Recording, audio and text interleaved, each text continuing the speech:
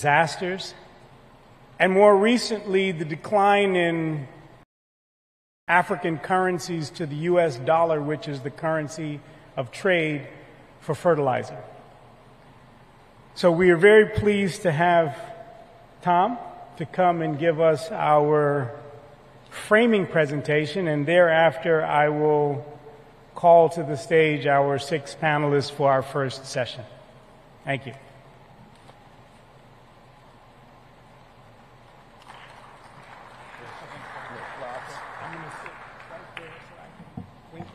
Okay, excellent.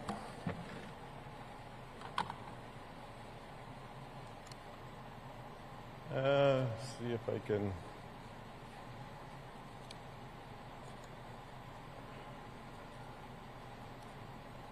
Somebody know how to put up the presentation? There we go. Yeah, I clicked ahead quite a few. All right. One of the things I think when we look at fertilizer, soil health, and adoption, and particularly in Africa, is it has to be the incentive for smallholders, farmers, to be able to want to adopt and look at adopting. And ultimately that looks at the overall markets and what they're doing. So we always kind of start with what's going on globally, because what happens globally has dramatic impact in Africa. And so just to give everybody a quick snapshot, just focus on that top left graph there.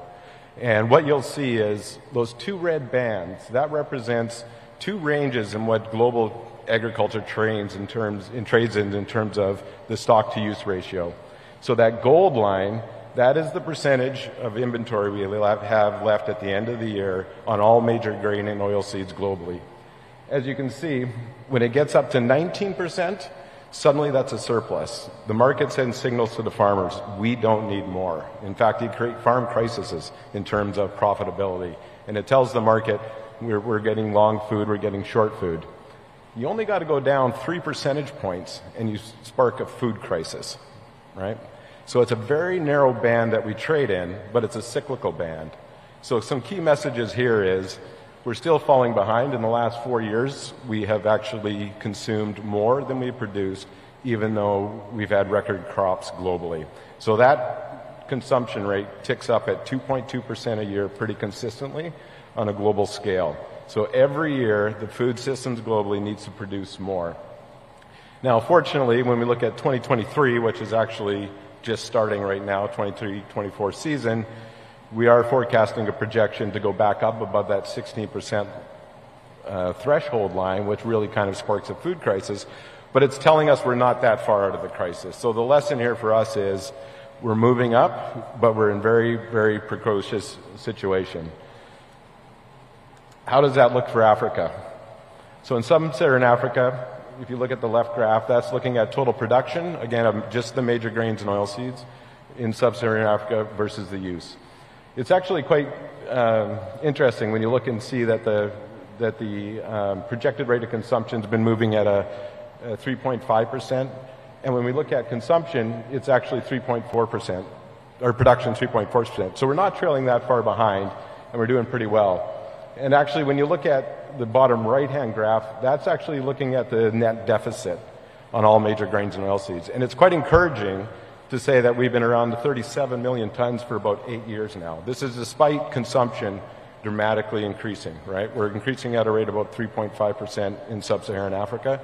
We are actually holding pace in the last 5 to 6 years against that. Now, you can say there's a significant gap of about 40 million tons, but when you look at that gap, you got to go a little bit deeper and say, where's that gap coming from? So here's the same numbers looking at maize versus rice. And when you look at maize, look at the consumption line on the top left corner versus production. We're keeping up. We're keeping pace. In fact, you can't go beyond that. When you look at going beyond that consumption line, that means you need to be going into global exports. That means you need to be competing onto the global market. So, on maize, if you want to double maize productivity through increased fertilizer adoption, the market will not allow you to do that ever. So you can put $1 billion into doubling the productivity of maize. It's not going to happen this year, next year, or the year after, unless you can get to a global competitive situation. Another way to think about it is we got a 1 million ton deficit in Kenya, right? Pretty consistently drought. If you fill that deficit, if you create increased production in Kenya to fill that 1 million ton deficit, you're going to lose production out of Tanzania and Uganda who are filling that market. So we need to start thinking about different solution sets if we want to increase the potential of African agriculture. Rice is a different story, right? So the only two major commodities we're importing anymore is rice and wheat. And there, you got to start thinking about David Ricardo's comparative advantage, if anybody's an economist history buff. Should we be growing rice? Should we be growing wheat? What does that look like? It's going to be a different story country by country. But definitely markets is one of the largest constraints we look at when we need to think about fertilizer. Now, in saying that, we've just came through a global fertilizer crisis, and we got asked to, think about a few thoughts in terms of, what is a few of the high-level lessons we've learned. And I think first one overall is, obviously, fertilizer matters. I mean, the shocks we've seen in fertilizer prices did actually reduce usage. It did come down in terms of the amount farmers used this past season, and that's resulted in record increases in food prices. So ultimately, this matters. We need to make sure that we're paying attention to fertilizer. Another good lesson was coordination. Coordination works. I think we stumbled a little bit at the start, but actually getting public sector, private sector, getting all the different international institutions, local institutions, getting them around the table to say, what do we do? That actually turned out to be quite successful, and lots of good things that came out of there. Being part of the Sustain Network, we are actually very impressed with the response from private sector. And how they actually stood up to the table, not only put dollars on the table, but took significant risks in the markets. But we didn't see much policies targeted at alleviating that risk that we've seen in the private sector, yet they're a huge piece of that puzzle, not only from the international supplier level, but right down to the distribution level. Obviously, fertilizer use efficiencies. And the other bigger lessons, I would say, is incentives work, right? We've gone through a major shock to the food system. And on the fertilizer side, Russian suppliers figured out a way around sanctions. International firms figured out ways to increase production. Farmers around the world responded. We've came out of this quickly because incentives work. But we've also seen areas where incentives got broken. And so what does that mean? And I'd like to take a little bit of a deeper dive on here. And this is where I think we need to get better in projecting forward food crisis, is that smallholder farmers do respond to market incentives. This is an email exchange with one of my good friends. He's a trader out of Zambia. He's an absolute genius when it comes to southern markets. And him and I were actually talking about palm oil versus soybean oil. We're in a little bit of a debate. And then he flagged to me on the fertilizer issue. And you can see this was in June of 2022. And in June 22, he said, hey, look at the incentives the smallholders farmers seeing. I'm really concerned they're going to switch from maize to soybean. If we do that, if we reduce fertilizer, we're going to be long beans, and we're going to have a food crisis in Malawi 2024 of January, 18 months from now, 18 months from when he wrote the email. So we're still 6 months away from January 2024, but we can already see what's happened to the market because of the incentives smallholders seen in June. Maize price has gone up 135%, so it's over doubled in a long way, and that's in US dollars. It's over tripled in local currency. And soybeans has gone down. We've seen a 25% reduction in beans. Why? Smallholder farmers looked at the economics. They do what every farmer around the world is, and they made the appropriate choice for what they're facing. So incentives mean a lot when it comes to even African agriculture, and you can't get away from them. Obviously, this was the situation. We didn't need to go over it, but there's two problems in Malawi. Not only did you have the fertilizer price, but because they had produced a surplus, they were actually long maize, they had a historical very low maize price. I think it was around 160, 170, which is below break even in a normal fertilizer price environment. So how do we get better at understanding what those incentives are for farmers, what behaviors is that going to kick off, and then what does that mean from some of the food security challenges we have or market growth potential?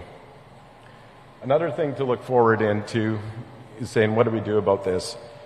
Pretty adamant that we need to start we need to prepare for the next shock. What are some of the lessons we can do from the last year and put those into a vault, put those behind a piece of glass that says break in case of emergency. This is my first time being in the development side of the world when we've had a food crisis, and it amazed me how unprepared we were for something that's a known event. This is going to happen every 6 to 7 years. It's a cyclical business. How do we get more prepared? How do we understand what it is we need to do, who needs to be talking to do, and how do we get from it? A few things is, the availability. We've seen high levels of working capital constraint at the distribution level especially. So if your fertilizer increases by 3x, you need 3 times the amount of working capital that you needed previously. Balance sheets are already stretched.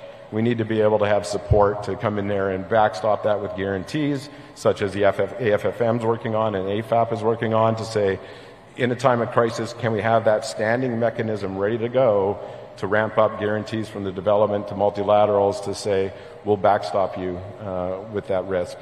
Better visibility on incentive structure is what I've talked to. When those break, when you're having a heart attack, when the market is saying do not do something that is super important for food security, is that a time to intervene?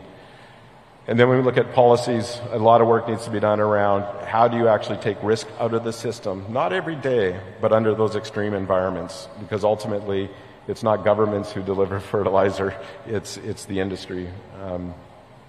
Agnes already talked about the AU Fertilizer Soil Health Summit. That's a super important point for our African leaders to step up and make their own vision, to declare their own vision for what it looks like in terms of soil health and fertilizer on the continent. The two I want to go a little bit further on is, one is the nutrient roadmap and then soil health. So when we look at nutrient roadmap, what we're looking for is to say, listen, if market's a constraint, then what is the conceivable market you can serve?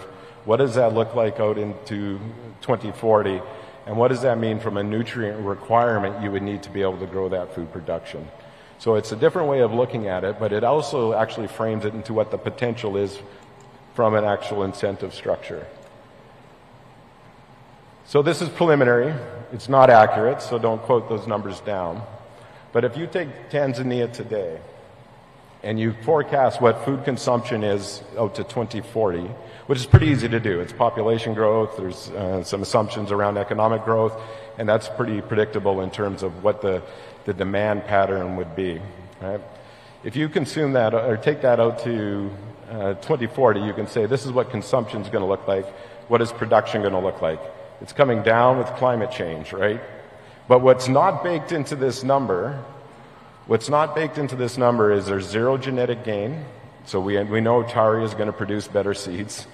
There's zero land extensification. We know farmers are going to plant more acres over the next 20 years. And there's zero agronomic gain. So this is a super conservative number. In fact, the actual amount of nutrients you'll need to 2040 is going to be significantly less once we finish the modeling work. But even with all of those other assumptions not even included, we're putting all of those at zero, and we're saying climate change is going to have an effect. By 2040, if you want to be at 110% self-sufficiency, which means you're basically servicing the Kenya market and the Rwanda market as you are today. So under the current market structure on these major grains, you'll need 50 kgs of nutrients, right? So really understanding what good looks like. We set the Malibu target in 2006 at 50 kgs. From the current market, future market potential, but the current market structure, you actually don't need that amount of fertilizer until 2040. So if your goal is to double yields, productivity, and increase Tanzania agriculture to 50 kgs per hectare, wait till 2040 or start thinking differently about what you're going to do for market potential and access. Last thing, because I only have 10 minutes, 1 minute. Soil health. This is a picture that I've shown several times, but this is in Tanzania. This was shared with me by the commercial manager at country manager from Yara several years ago. In the foreground is a farmer named Otto who has a beautiful crop. I think he said he got 8 or 9 tons per hectare off of that crop. In the background is the smallholders' fields. They're barren. They're brown. You would swear that that field was irrigated. That field didn't have irrigation. All it had was better root depth and it had better soil. That stopped a drought because there was an interim drought within the growing season. Smallholders lost their crops. This farmer had a beautiful crop. The economic cost of one drought in Tanzania compared to the cost of starting to make serious progress on soil health is mind-blowing. So encouraged to hear what the panelists have to say. Where does the innovation needed? How do we actually address this picture here? So thank you.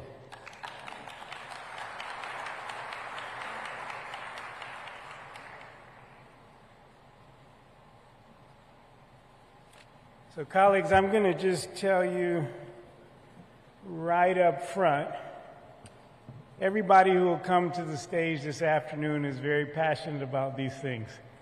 So I didn't want to pull Tom off, and I don't know whether that was his last slide or not, but we have a very dynamic lineup of panelists, and we also want to give them a chance to share with you. But I think he is framing some of the issues that we're dealing with, particularly recognizing that our smallholder farmers are contributing to the food system and the business of food.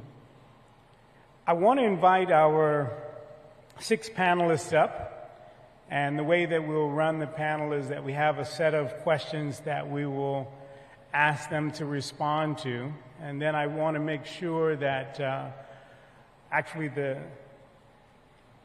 chairman of our board is ready, because he will come up shortly thereafter. We're going to do this very quickly. But is the Honorable Ernesto Max Elias Tonella, who is the Minister of Economic and Finance from Mozambique, is he in the house? I haven't seen him or met him. The next panelist, I'll keep going, Ms. Dina Esposito, who is the Assistant to the Administrator, Resilience and Food Security from the U.S. Agency for International Development. Please come up. Mr. Mehdi Filali, who is the Vice President, Farmer Solutions from OCP Africa. Please also join us on stage. Mr. Sven Tore Hastetler, who's the President and CEO of Yara. Please join us. Mr. Henk Van Jen, who is the CEO and President of the International Fertilizer Development Center. Please also come and join us. And lastly but not least, Mr. Patrick Heffer, who is the Deputy Director General of the International Fertilizer Association. Please also join us. So colleagues, you have heard the framing remarks, and these are all areas that you work in on a daily basis. But I want to start actually with Hank and Patrick, because one of the things that we want to know as we prepare for the summit is how can the Africa fertilizer industry be reinvented to address the unique challenges and opportunities of the continent today.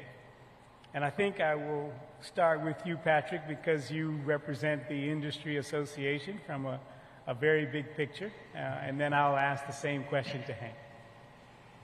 So, thank you, Michael. And here in that part of the room, we don't hear you that well. So, but I know more or less what is your question about. I would like to address both the supply side and the fertilizer use side.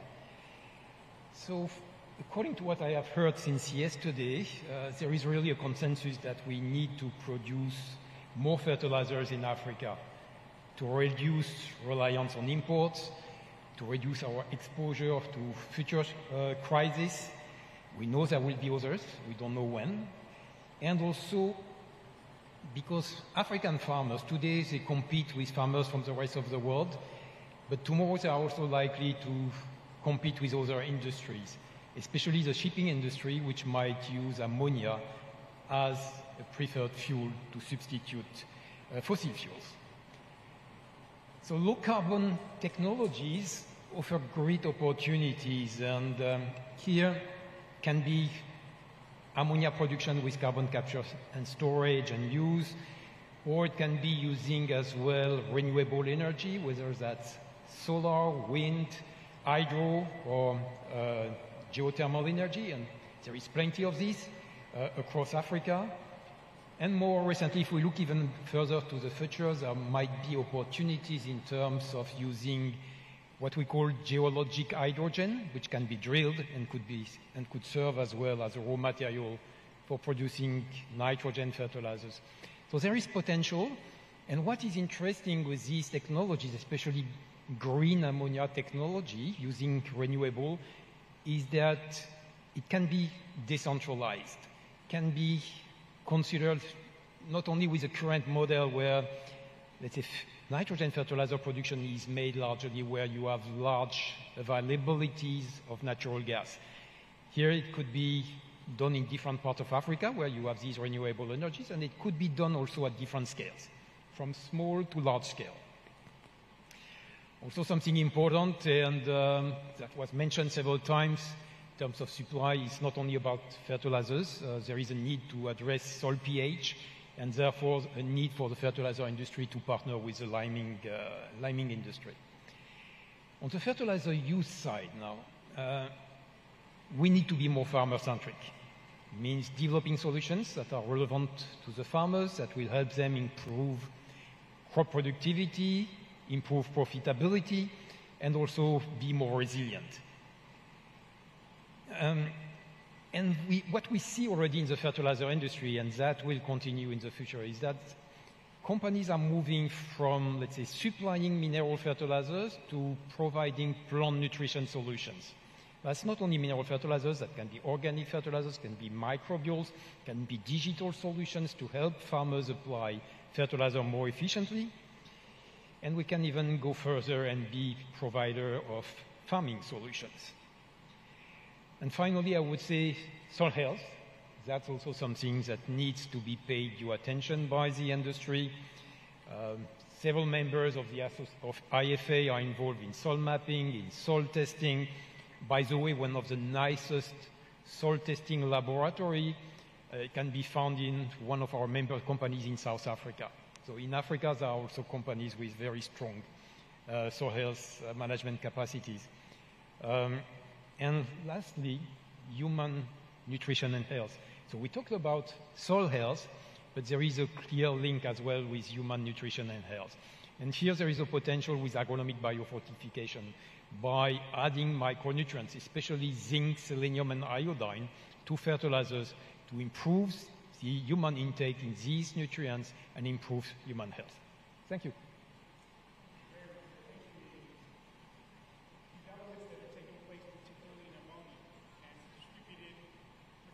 Fertilizer potentially on the continent is particularly interesting, but all of the points that you mentioned are quite relevant.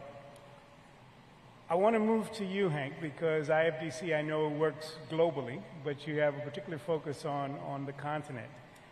In repeating the question, just to make sure that you have it top of mind, how can the Africa fertilizer industry be reinvented to address the unique challenges and opportunities of the continent?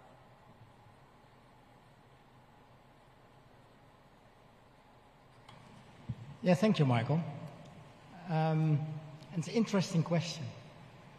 And I will not say anything more that Patrick already mentioned about the innovative power of the industry, because I think that's what is needed.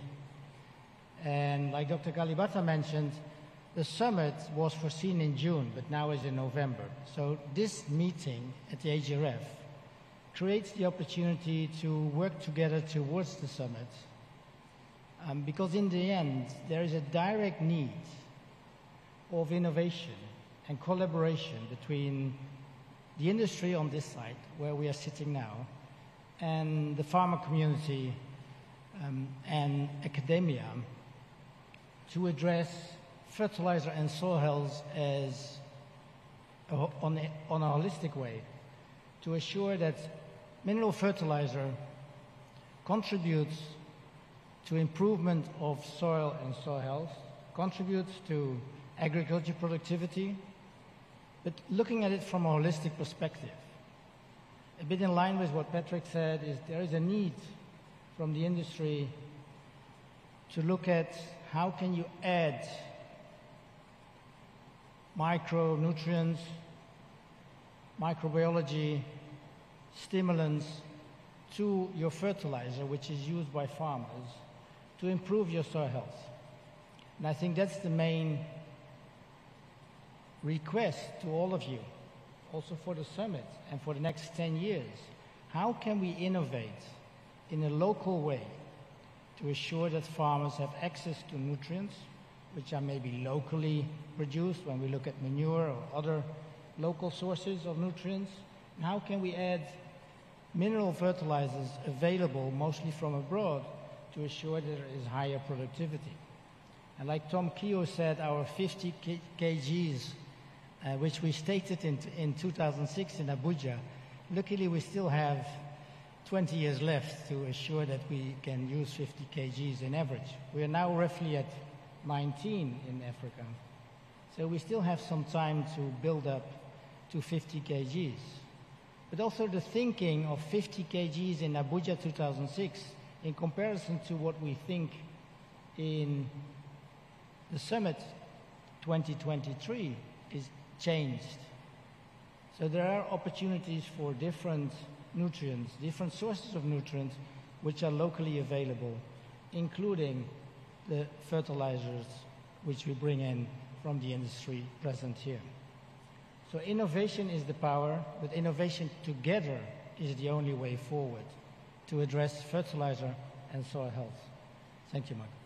No, thank you very much. And I think we're very fortunate to have two of the fertilizer industry representatives with us, key executives, one the CEO and one, again, a leading executive, to talk to us about some of the innovations that they're involved with, because one of the things that is happening is there's greater focus on efficacy from the fertilizer that is sold, and how do we increase yields in some instances with less fertilizer. So I'm pleased to ask first Sven, your thoughts on what role can innovation and technology play in transforming the Africa fertilizer industry and ensuring sustainable agricultural practice? Well, and Mehdi, I'll ask you the same question after. Go ahead, please. Thank you. So it can play a huge role. So I'm here as a private sector player, and I'd like to approach this from a business case point of view and look at the opportunity now related to agriculture and how we grow food, and definitely fertilizer plays a major role in that. But we have seen now how vulnerable the supply chains are. First through COVID, we see it with conflict, geopolitical tension causing price spikes and shortages. Look at climate. It's hard to think of any profession more directly impacted by climate change than farming. And we need to de-risk the food system, and we need to grow food more places. And if you look at the big picture here now, Africa has a unique opportunity.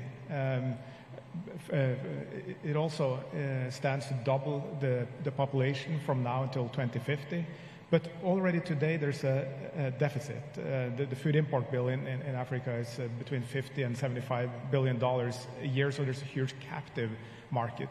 But there's also the opportunity here to think about exports, and we heard that from Tom's opening remarks as well, that there is an export opportunity if we get the productivity right and use fertilizer in the right way. That's a key part of this. But then we need to think of this as a business as well. And farmers are running small businesses, so let's treat them like business people and focus on nutrient use efficiency, and also establishing that fertilizer is not fertilizer.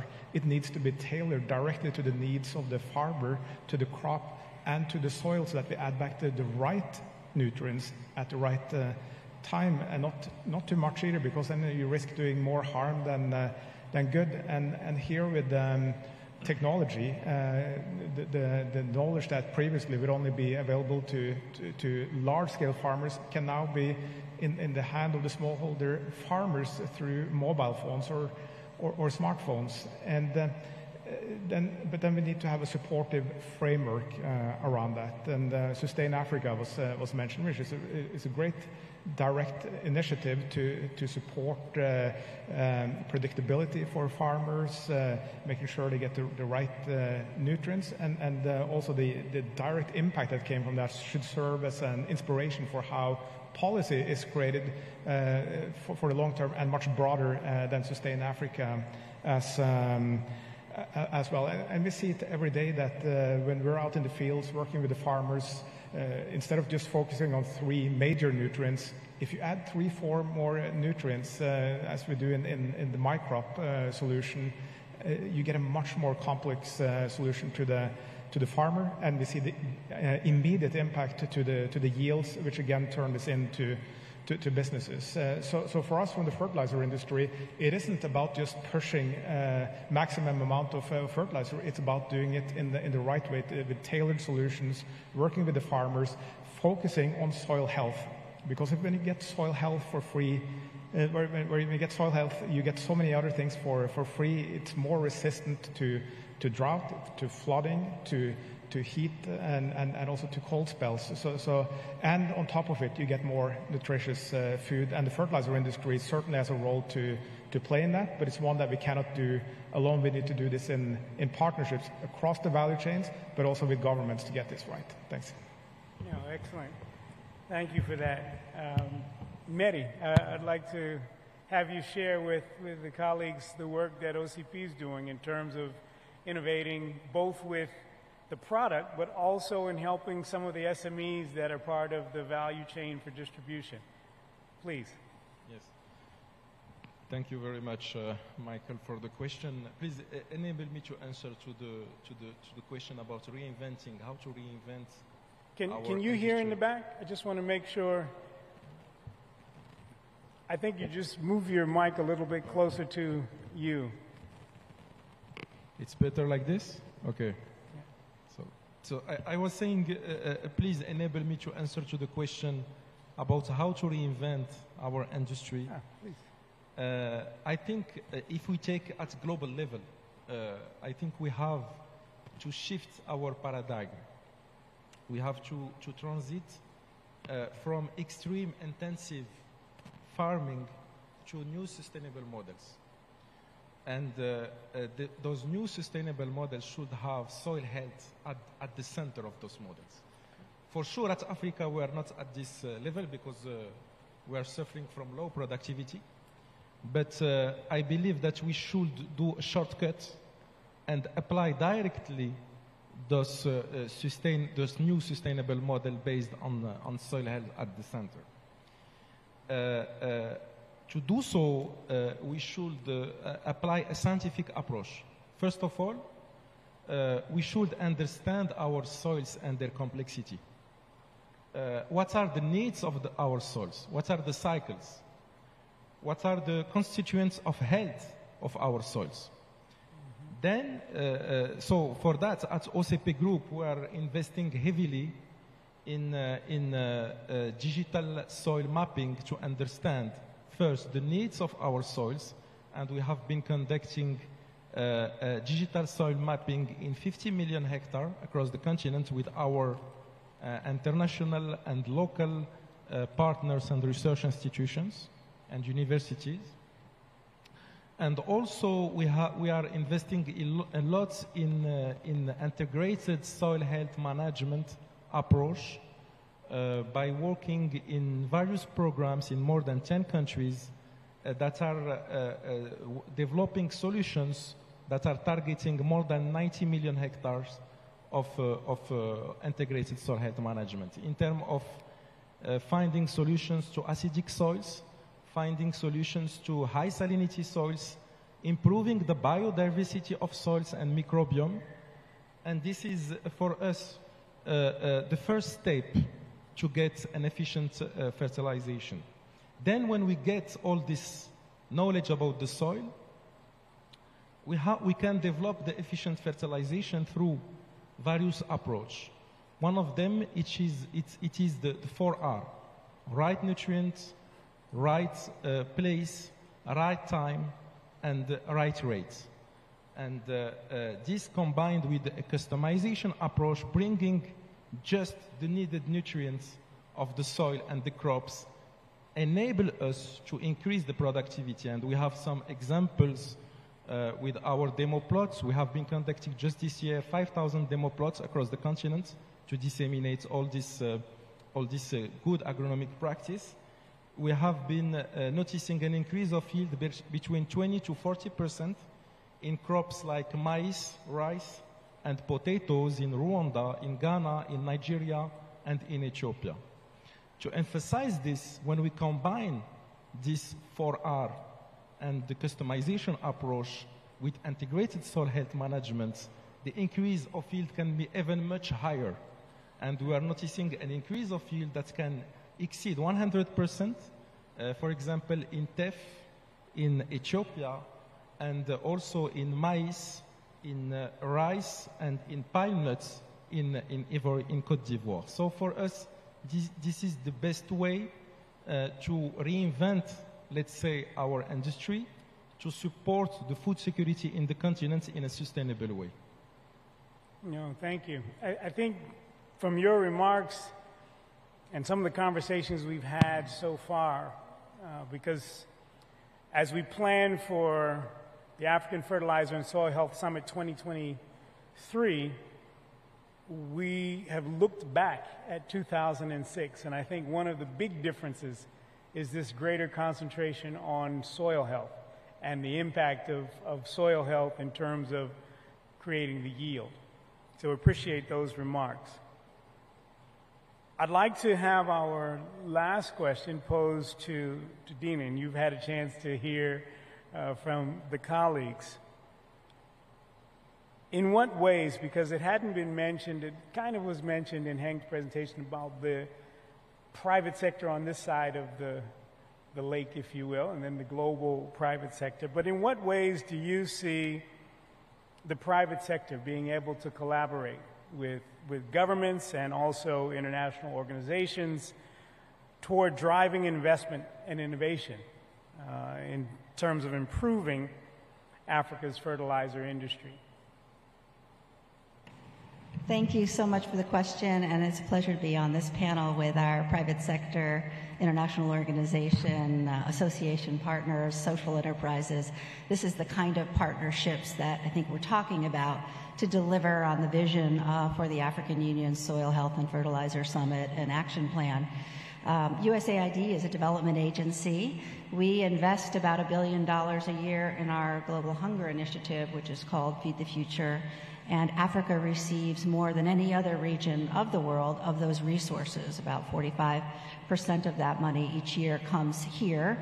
And while that's significant, it pales in comparison to the problem set. And so we really see our role as first and foremost helping governments create the right enabling environment that incentivizes private sector, and then working with private sector to address market failures and de-risk assessments, investments through a whole variety of different kinds of public-private partnerships. And so I wanted to answer your question both kind of looking back at the onset of the global fertilizer crisis after Russia's invasion of Ukraine, and then kind of looking forward to the kind of recovery, regenerate, and act together. Looking back, we know that it was not only an availability problem for fertilizer, but also an access issue and a utilization issue. And we began working with OCP and YARA on our missions across Africa to try to connect their offer, their very generous offer of free or discounted fertilizer, directly to the most impacted smallholder farmers, recognizing the potential for arbitrage and other things, having it get diverted. And so we began working very closely with the private sector. We combined that with a partnership with AFAP on fertilizer financing, which we've talked about is such an important, was an important gap in the system. And then also coupling it with access to other kinds of vitally needed improved inputs, because costs for all inputs for farmers had gone up. So improved seed, improved advisory services, the financing, digital technologies, and we bundled all of that together in a crisis response program we call the Accelerated Innovation Delivery Initiative, with the goal of reaching 6 million farmers through 2 cropping seasons, the one that's passed and the one that's coming, in an effort to sustain crop production and food security on the continent. And that's how we got to know Sustain Africa, which is a partnership, I think, of everybody here on this stage and many others, was really an innovation in its own right to bring together partners to address this crisis, not just relying on humanitarians to deliver a solution, but recognizing the importance of development actors in this space and providing this donated or subsidized fertilizers in a really smart way without distorting markets and getting it out to farmers. So we're really pleased to be able to announce $5 million today to Sustain Africa for this last phase. It's not something that needs to be around all the time, but it's super important that we get the lessons learned right, what worked, what didn't.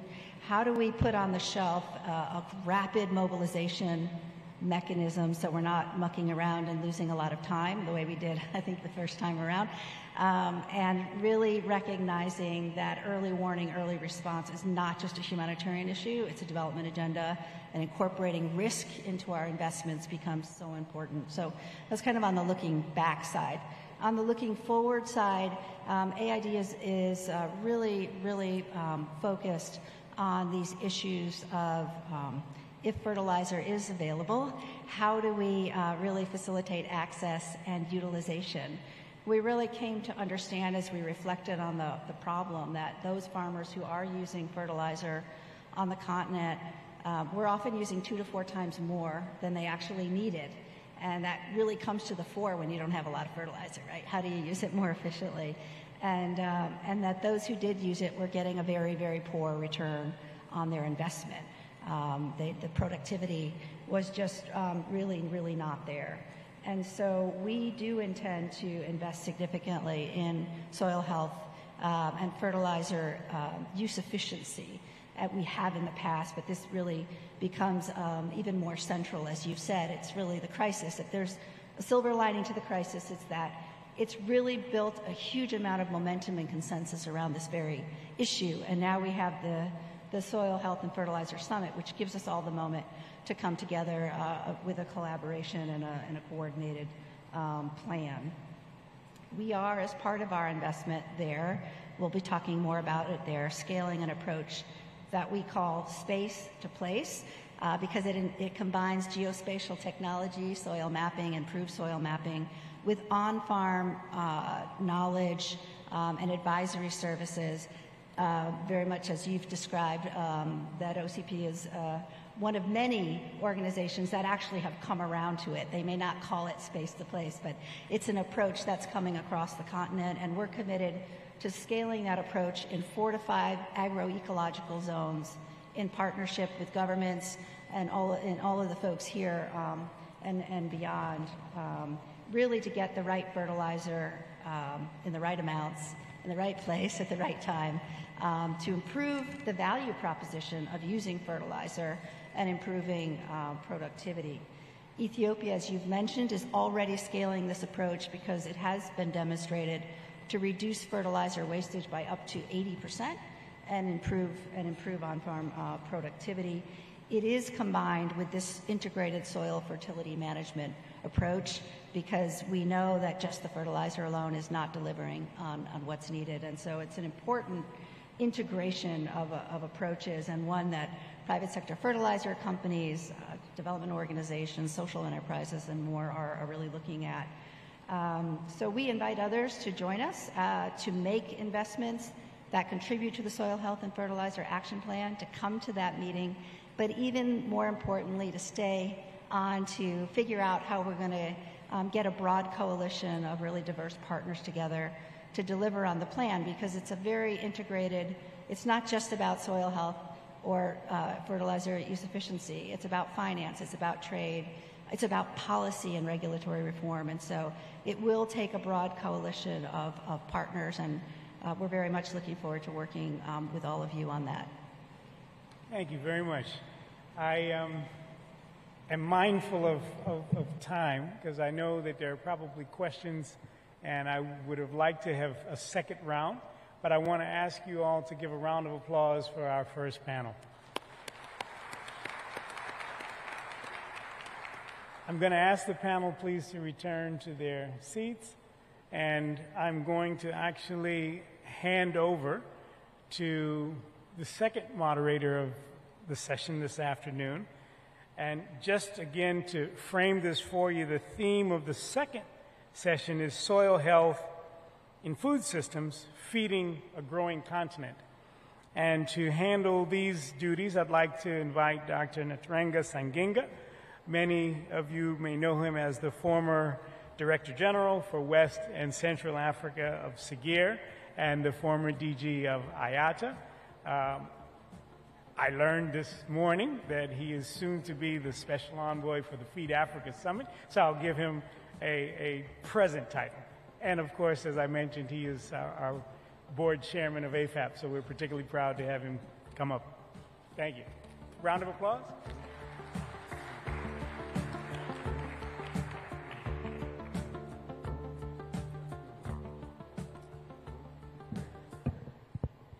Yeah, good afternoon, everybody. My name is Sanginga, and as Michael said, the former DG of the International Institute of Tropical Agriculture. I retired 6 months ago.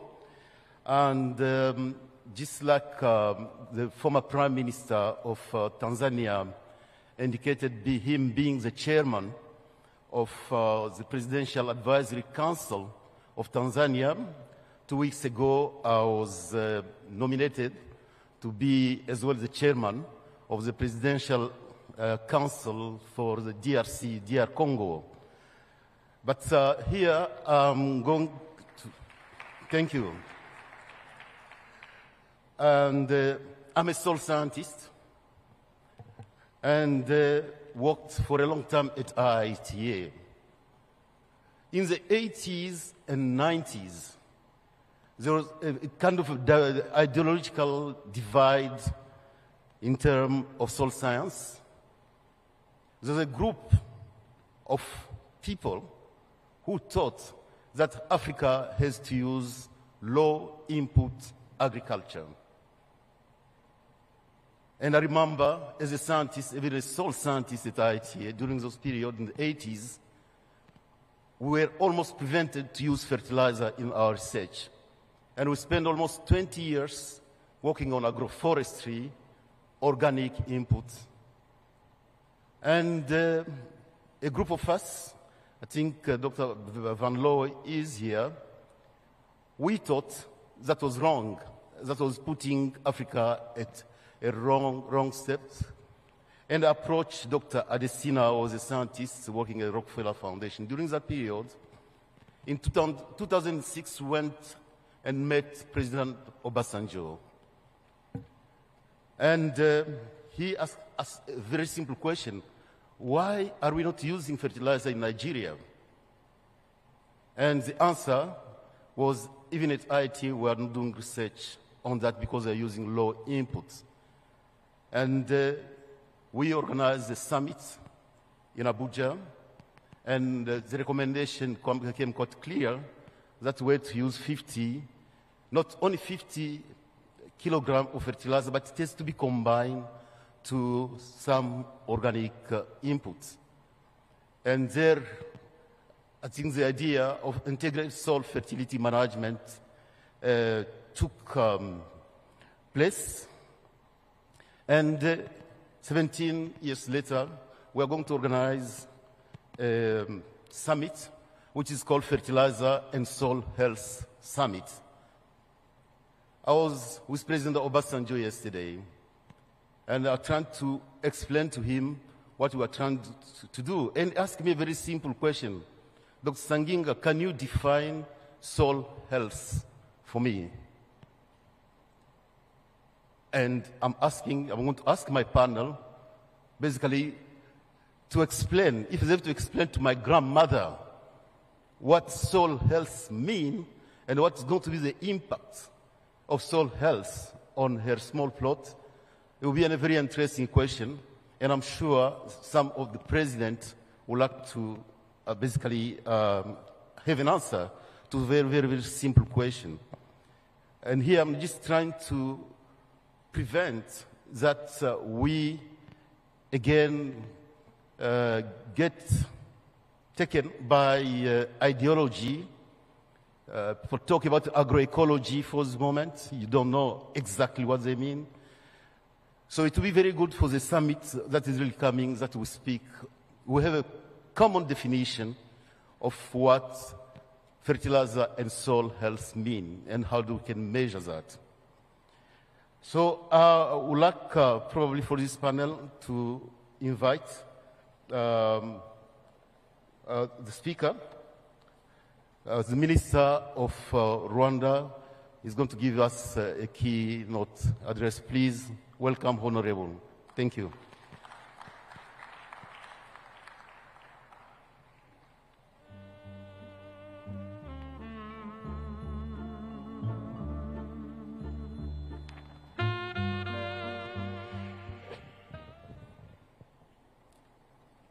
Excellencies, distinguished guests, all protocol observed, a very good afternoon. I'm pleased to be here to represent my country, Rwanda, to this important continental conference on food systems, and particularly on this session regarding the critical role of soil health in the food system. I, first of all, would like to thank the host country for the great hospitality and the warm welcome we received so far.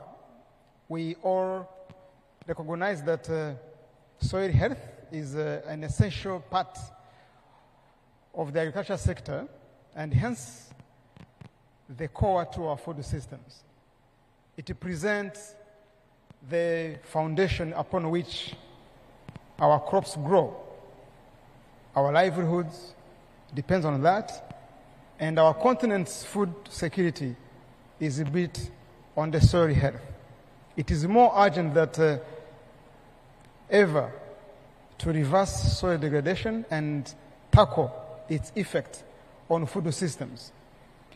Soil health and food security are intrinsically linked because soil health, healthy soils, if I can say that way, are the lifeblood of crop production. They provide the essential nutrient, structure, and water retention capacity that enable us to grow the food we need. I think I'm trying to explain to your grandmother. That's what the nature of soil health. However, in our African food systems, we are still vulnerable. Our food systems are still vulnerable, and the soil degradation threatens our ability to meet the rising demand for food.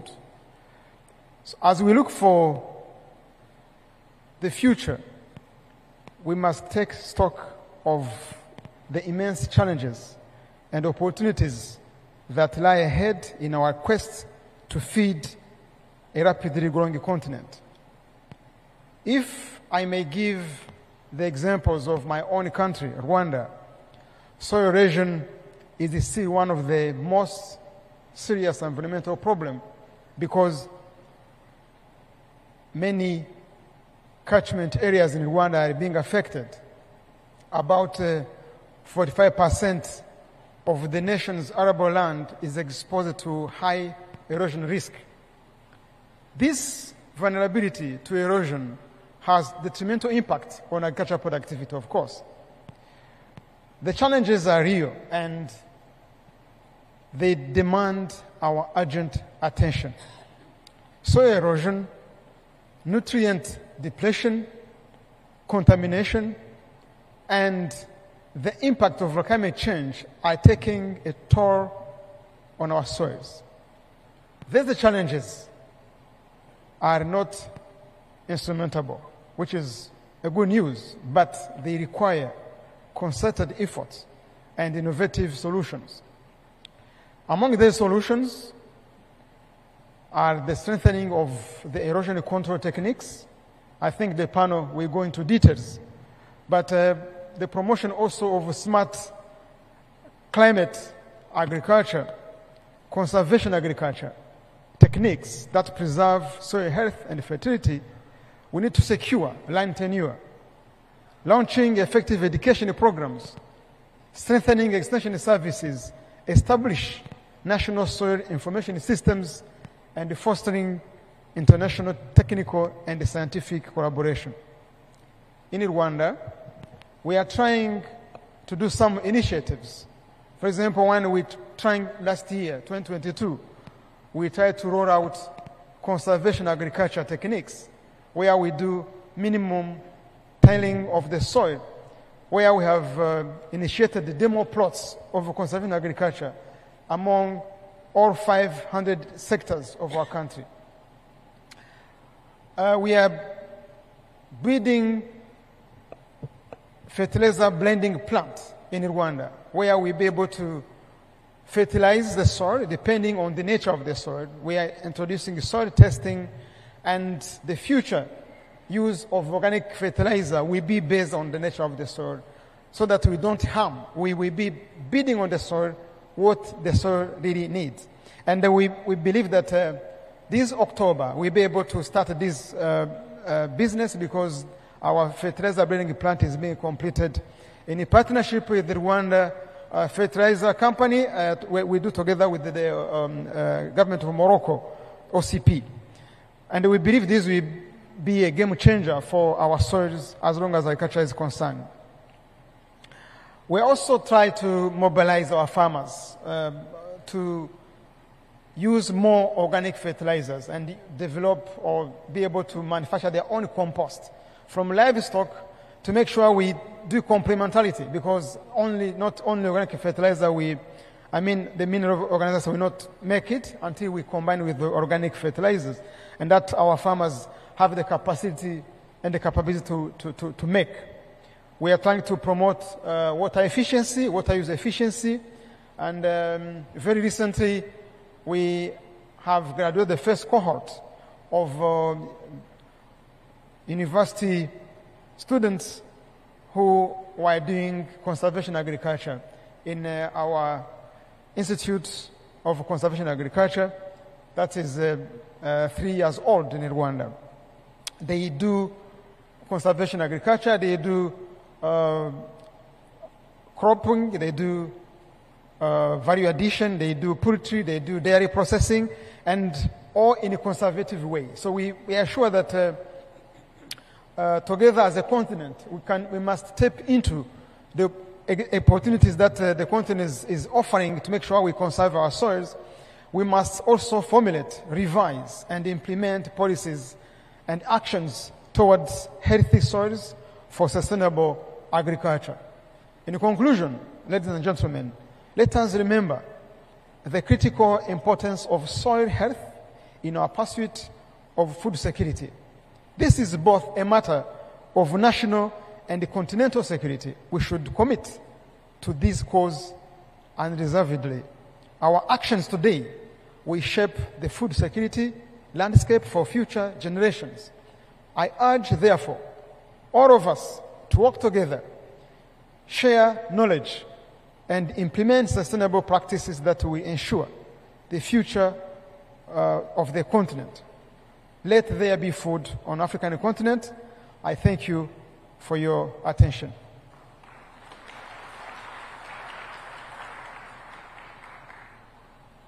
Thank you. Thank you, Excellency. Yeah, so I would like to call the panel, and I'll start with Dr. Bernard van Looy, the Deputy Director General of Research for ITA. Can you please come on board?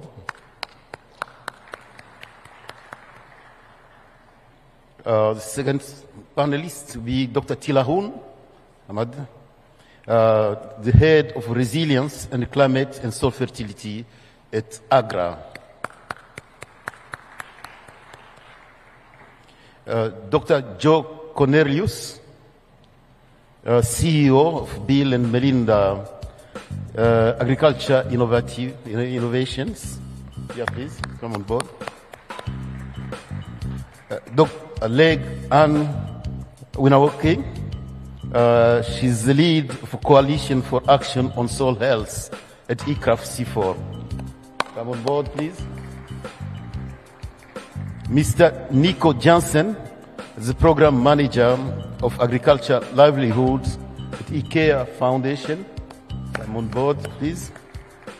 Dr. Teresa Numbi, the CEO of Dodoma Cement. Come on board, please. So I'm going to proceed differently. I'm not going to ask questions. I would like you to speak from your heart. You are a specialist. You heard the minister. You know the topic. And please give us advice. And remember, if you were in the presence of the president of Tanzania, and you have to explain how she is going to invest in soil health, what will be your speech? And if you have to speak to my grandmother as well, how would you convince her that her small plot will get benefits from your soil health? So let me start with Bernard Van Looy, and we go in a series. Yeah, go ahead, please. Thank you. You have 3 minutes. 3 minutes. Thank you, Dr. Sangingo. If you ask me what is soil health, I will refer to 4 properties. Soil organic carbon, available P and potassium, good soil pH and water stable aggregation. Now, of course, if your grandmother did not study agronomy, she will probably not understand what I'm saying now. So I would tell your grandmother a healthy soil produces healthy crops. And that's what I would say. Now, if you would allow me to spend 1 more minute, I was really happy to hear Tom talk about agronomic gain. Yeah. 15 years ago, we talked about fertilizer use, about nutrients, about crop yield. Now we are 15 years later, now we talk about soil health. It took us 15 years to go beyond nutrients. But there's 2 other really key aspects that I think we need to absolutely take on board when we talk about the next level of investments and not wait another 15 years to add them. It was mentioned already, but I want to stress them. One is the resource use efficiency. I think Dina mentioned it and a lot of others. It's not about whether we have 50 kilograms of nitrogen used or not, or whether we move to 100. If you use the current 50, double as efficient as it is today, with 50 you'll get double yields. So we can still do much more even with the 50 we have. That's the third thing. The resource use efficiency also refers to water and labor. We talked about mechanization, about Excellency talked about water use in Rwanda. I think that's the third dimension. And the fourth dimension is climate adaptation. We referred to it also a few times. But agronomy and all the work we are talking about provides excellent entry points into dealing with climate adaptation. The CEO of Yara referred to it also. So within our Excellence in Agronomy initiative of the CGR, we are conceptualizing agronomic gain around those 4 dimensions. And my recommendation would be to take those 4 recommendations equally seriously when we move into the next level of investments as the result of the soil health. So that's what I wanted to contribute, Mr. Moderator. Thank you. Yeah, I will start by advising her to invest on land and water management issues that are very expensive or beyond the reach of a farmer. For example, degraded soils which are not responding to inputs are very expensive. So, for example, managing acid soils. Or as the minister said, managing landscapes, minimizing erosion, bringing critical inputs from distance, particularly, for landlocked countries. So there are some critical inputs, interventions that are beyond the reach of the farmer, that the government has to support. But also issues related to policy. For example, land tenure policy, ensuring that, farmers have the confidence to invest on their farms and their landscapes. But also making sure that, the extension system is strengthened, the capacity is created, so that farmers have access to information, but also to critical inputs, including last mile delivery systems. So these are really issues that are beyond the farmer and are requiring an external intervention and the policy support.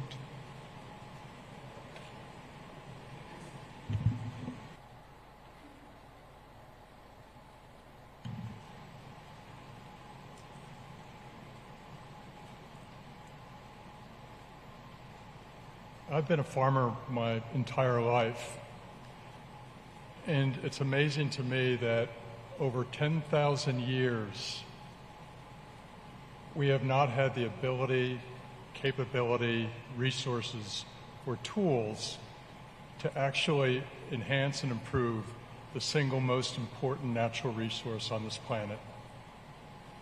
We are fed by the soil. We are clothed by the soil. We are housed by the soil. The water we drink, the creatures that we cohabitate with, are all nurtured by the soil. And now is one of the most exciting periods in history for science and for farming, because we are actually seeing a convergence of agriculture and biology with math, engineering, robotics, in ways that were never before even imagined. We're now seeing tools that actually allow us to be able to phenotype for roots below ground. Think about this. Every tree you look at, half of it is out of sight. The biomass of this planet is what we walk on as well as what we eat and what we sit under. And these tools not only allow us now to actually be able to start selecting for genotypes and ultimately seeds and traits that are more drought tolerant, but agriculture is now at the forefront of all of these planetary challenges that we're facing. Agriculture has scale. Agriculture is renewable. Agriculture is local. And agriculture can make significant progress towards our improving soils. Every 1% increase in organic matter results in a 12% increase in productivity.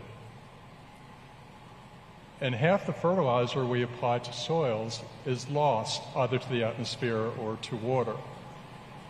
We can improve the ability of crops through genetics to actually be better stewards of the nutrients that they have access to. We can make crops that actually are deeper rooted, can access nutrients at a deeper profile. We can create roots that actually are able to sequester carbon deeper and build carbon reserves in the soil, and ultimately advance not only the needs of smallholder farmers, but also the needs of society in general. Thank you.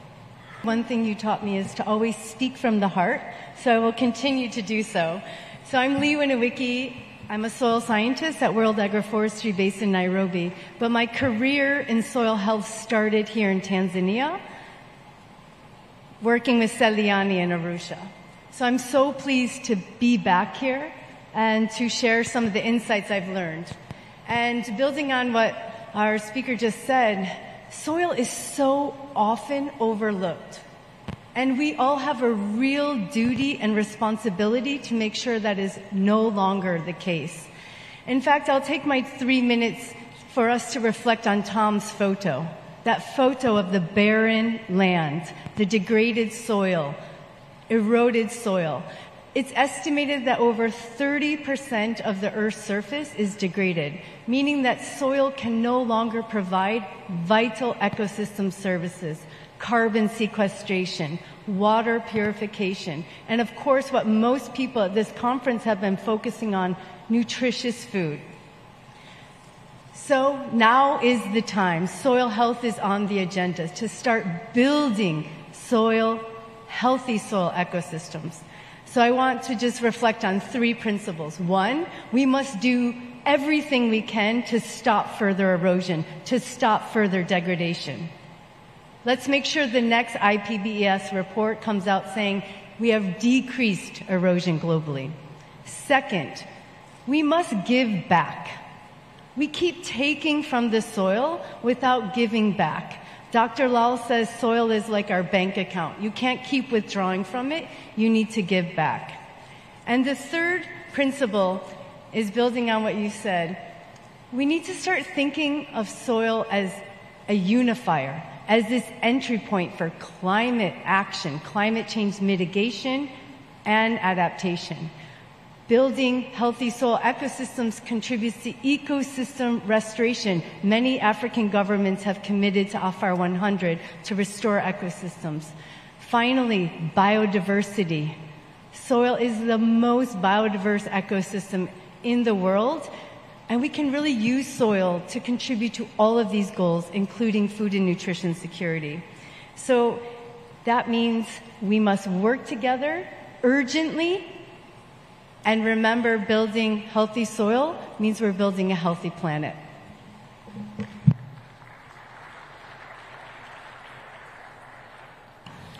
Yeah, thank you very much, Dr. Zanginga, for the challenging question of how to explain to our grandmothers, or maybe our children, what soil health means. I was last year on a trip in Kenya where we were talking with farmers about soil health. And a rice farmer said to me, after working in a program that we support on soil health, he says, my soil has gotten lighter. Well, can any scientist explain what that means? We couldn't.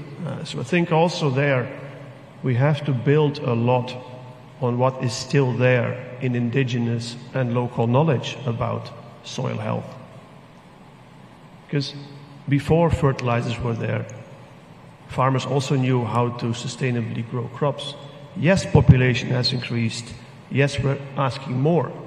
So I think we need to turn the question around also of fertilizer and soil health. I think we have to talk about soil health and the role of fertilizers in maintaining soil health. And to listen better and more to people working with the soils on a daily basis on what that means for them. And work together with them as scientists, as development community, in finding the better innovations, the better answers. I'm very pleased to hear also the Minister of Rwanda say, that we see an important role of organic matter, of organic fertilizers, of fertilizer in the circular economy.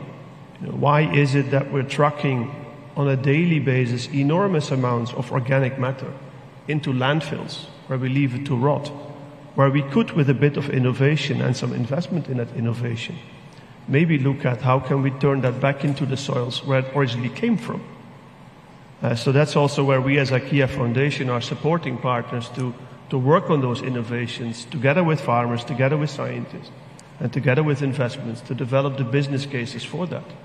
And I would also like to call out, in a way, to governments in the African countries to look at this and to look at how can we create a level playing field for those kind of innovative products and not just make the subsidies that there are there available for the synthetic fertilizers, but also for the organic-based fertilizers so that farmers are capable of affording them and finding the right mix of organic and synthetic fertilizers to maintain their yield, to maintain their soil health, and to be able to provide the healthy crops that we need for our healthy diets. Thank you. The opportunity, and I'm here to preach about the lime and gypsum story. So what I love about it is since you said we need to be natural, I think let us consider soil as human body. We as human need the importance of supplements. So when we talk about soil amends, such as agricultural lime, which amend acidity. They're like supplements. They're very important, and once you use it very effectively, you're going to have a very healthy body. So from that angle, and I've been for the past like 5 years, we, Dodoma Cement, we have been investing too much in providing solution whereby where there's acidity, we do sell and manufacture agriculture lime, and where there's alkaline, we also provide agriculture gypsum.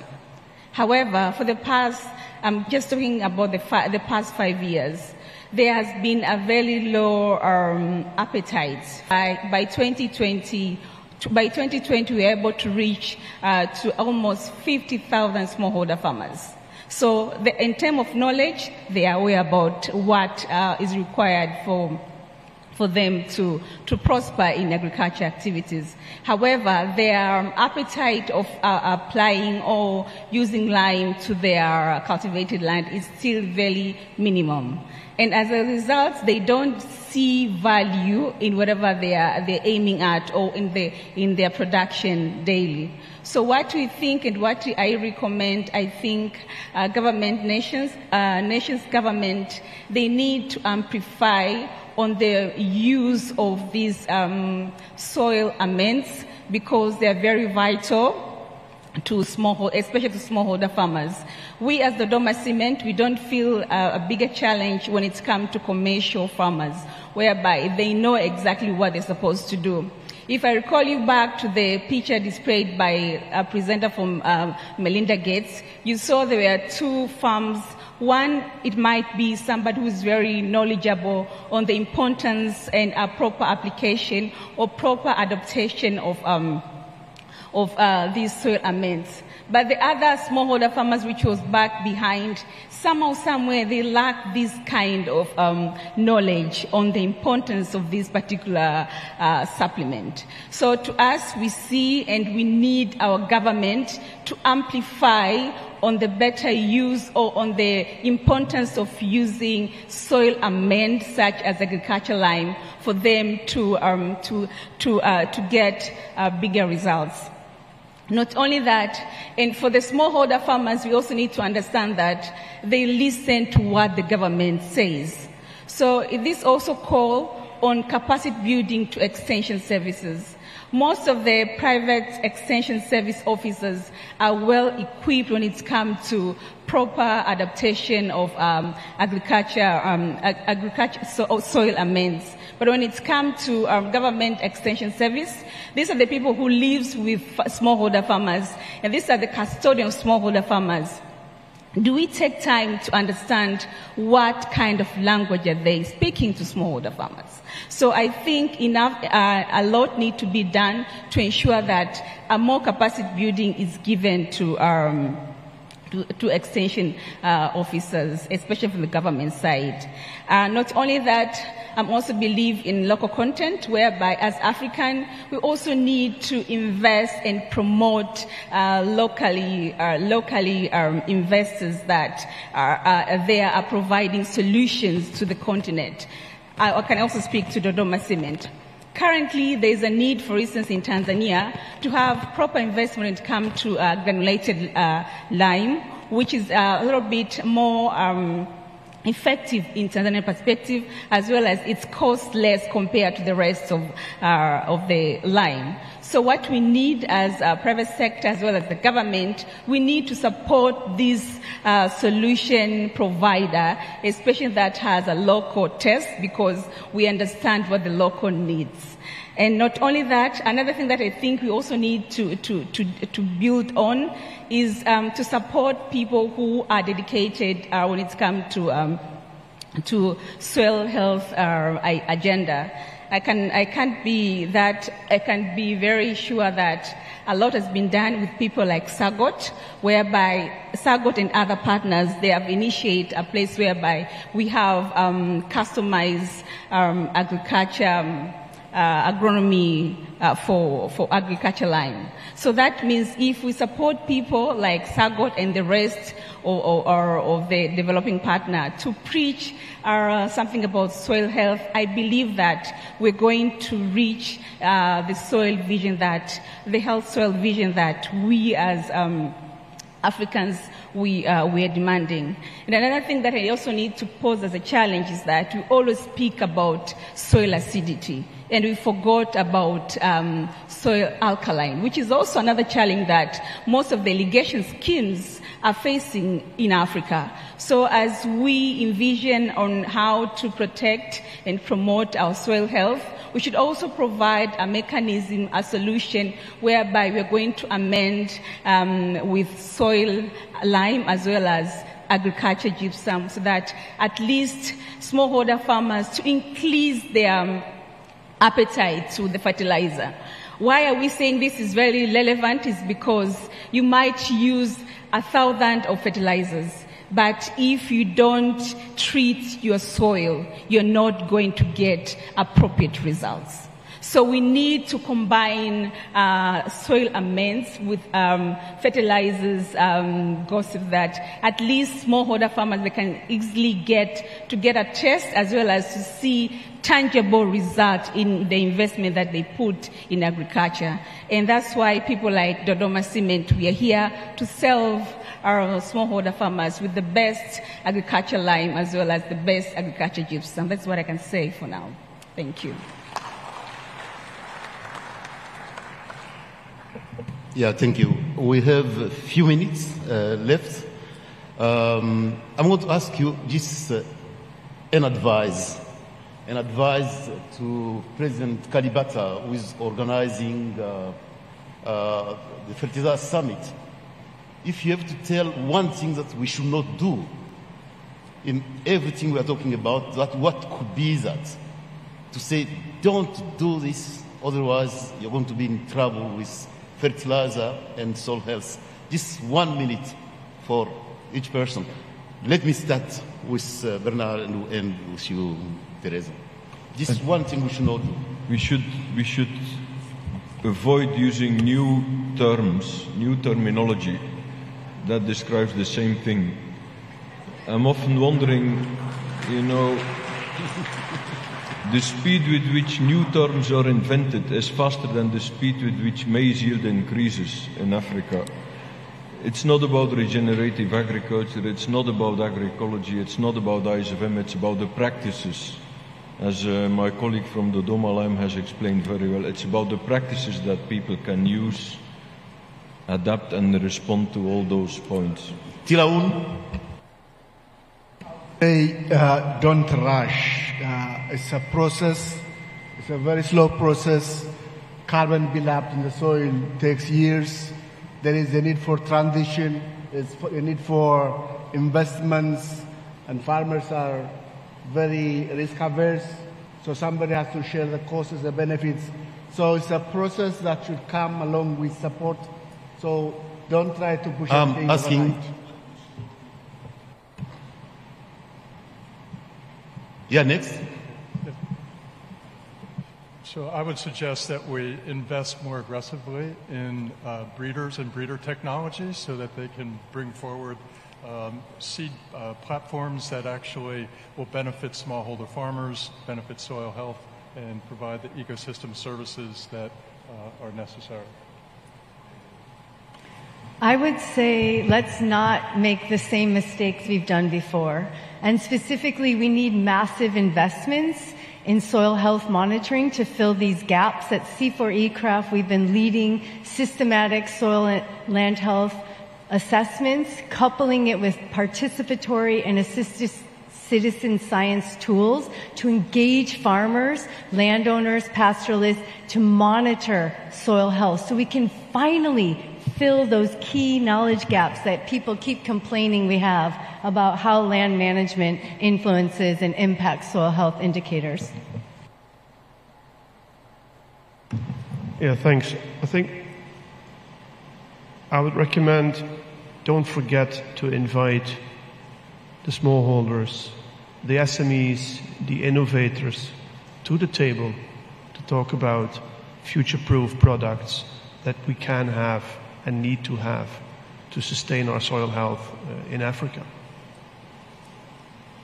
Imagine he has just stole my idea, because I had the same idea that, Madam President, don't forget the smallholder farmers. They're the best testimonial of what needs to be done, because they are the ones that are going to tell us why are they not adapting the situation. And the last one, don't forget the correction for alkaline in Africa is still a big problem. Thank you. So let's give a round of applause to our panel. So I'm going to call to Mr. Sunga, the CEO of Southern Africa Confederation of Agriculture Union, to come and give closing remarks for 5 minutes. Yes, please.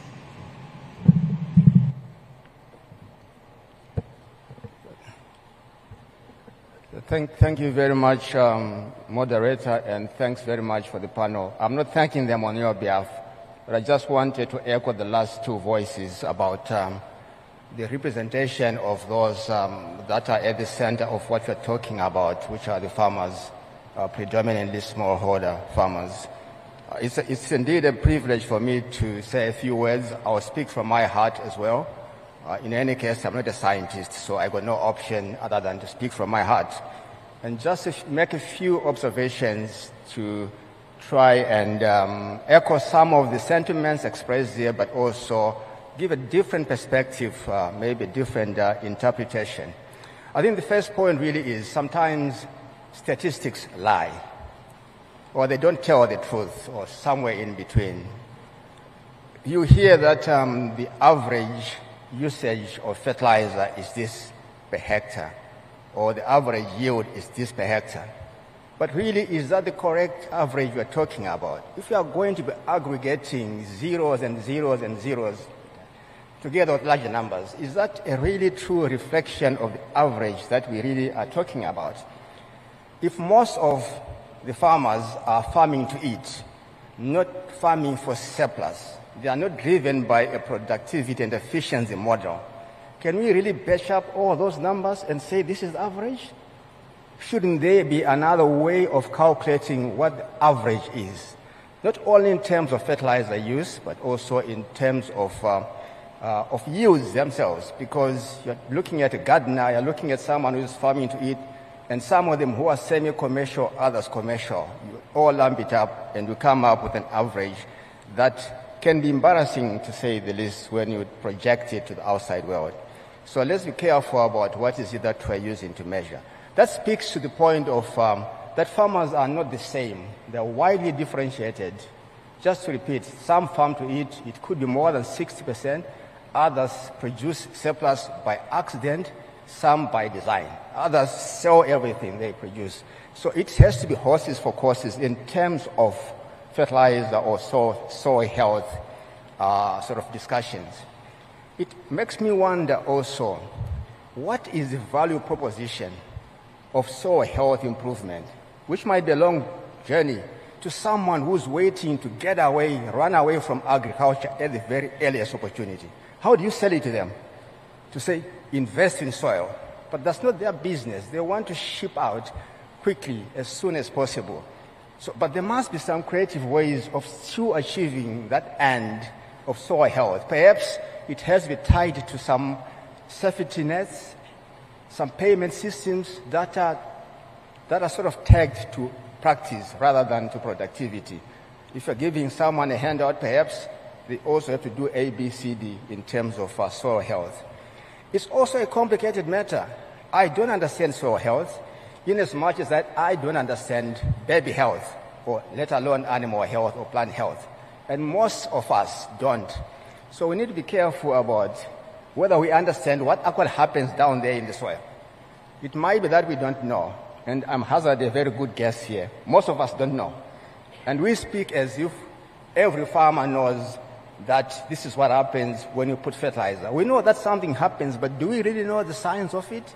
There must be a way of communicating that. Otherwise, we risk talking to ourselves all the time, and we get disappointed, frustrated, and still blame the farmer and not blame ourselves, which is part of what the game is about. It's a value chain issue, in my view. It's a value chain issue. If we don't address whether soil health directly leads to the healthiness of the pocket health, in other words, or money, then we probably are going to be missing the point. How does it talk to the viability and livelihoods of farmers at the end of the day? It's not only about increased production, it is about whether the outcomes of that are going to translate into decent livelihoods for farmers. If it doesn't, it might excite us that things have improved, but ultimately, is it worth it? I don't think it is.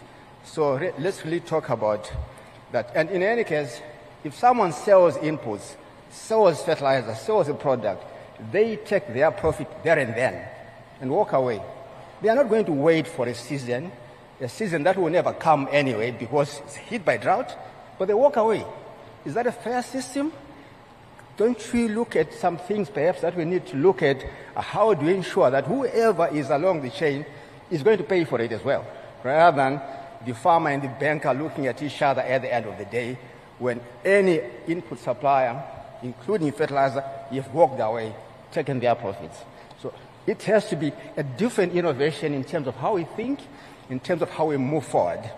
The other point really is it's not about technological fixes only. It's about human beings. It's about processes. It's about institutions around it. It's about policy. It's about a lot of things that needs to. Sometimes we talk about how do we do self-thought in a scientific way. It is much more about the ABCs of doing things that can be understood. A lot of us, we got family members, even ourselves, who are not in good health. But we probably don't know why we are not in good health, let alone knowing why the soil is not good in good health. So let's look at soil literacy. It's important. We might think that it is not. It's not exciting for researchers, but it's a simple thing. Understanding soils is important. And maybe the last couple of points before I get stopped is this point about that whatever brought us here, let's make sure that we are not going to repeat it in the other direction of soil health.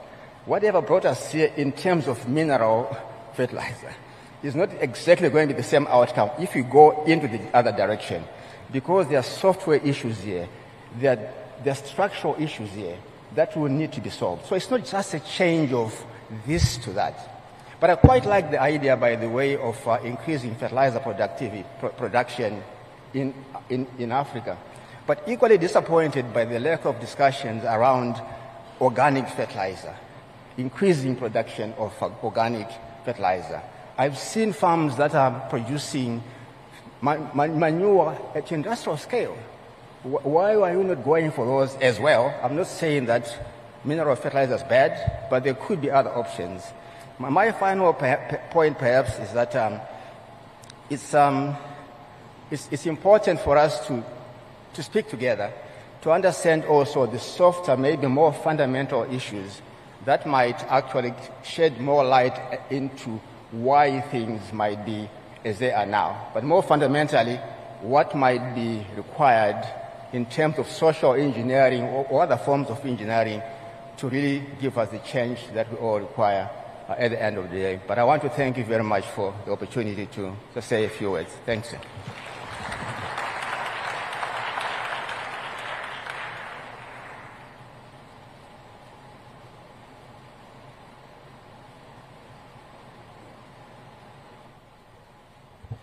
Yeah, let's give a thank to. So, and thank you for the panel once again. Hey, please clap for them.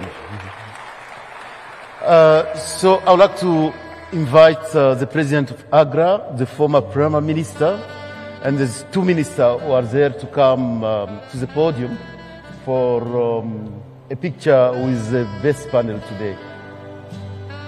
Please come over for a picture.